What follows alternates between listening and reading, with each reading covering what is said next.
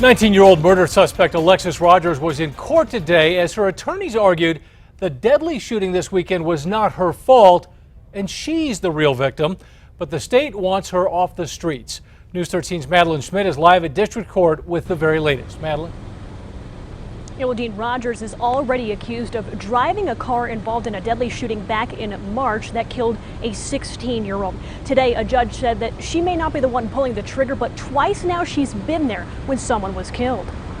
You're on a very tight leash. A warning from Judge Brett Loveless in May that Alexis Rogers clearly didn't heed. The 19-year-old road rage murder suspect who came up with $15,000 to get out of jail is back behind bars tonight.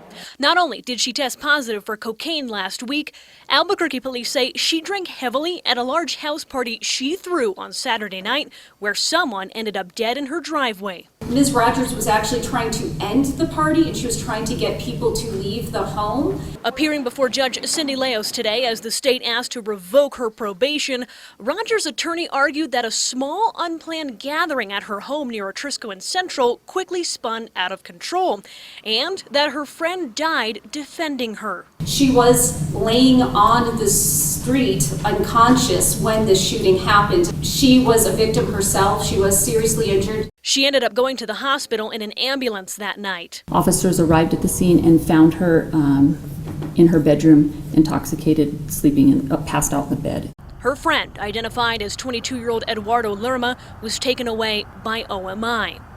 Today, her attorney used the same argument from the March road rage murder on why Rogers should remain out of jail.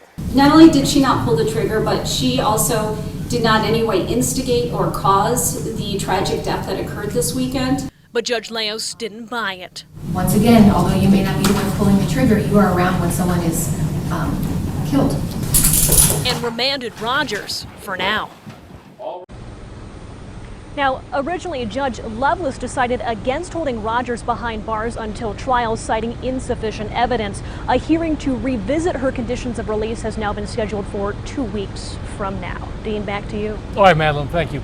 A judge already determined the passenger who allegedly pulled the trigger in that March road rage murder, Damian Luna, will be held until trial.